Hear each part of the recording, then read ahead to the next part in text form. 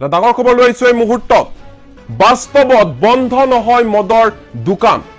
বাস্তৱত সম্ভৱ নহয় খুৰাপাহীসকলৰ বাবে খুবেই এটা ভাল খবৰ দুৰ্গা পূজাৰ সময়ছোৱাত ড্ৰাই ডে ঘোষণা কৰা নহয় দুৰ্গা পূজাত কোনো কাৰণতে ৰাজ্যত বন্ধ নহয় মদৰ দোকান এই ঘোষণা কৰিছে হিমন্ত বিশ্ব শৰ্মাই পিছত যদি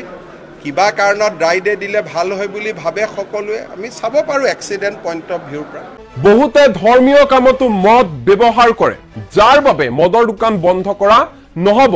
বহু জনজাতীয় লোকৰ ঘৰতো পূজাৰ সময়ছোৱাত মদ খোৱাৰ নিয়ম আছে বহুত জনজাতীয় লোকৰ ঘৰতো পৰম্পৰাগত এইটো আমি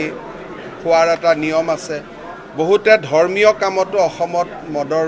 এটা ব্যৱহাৰ হয়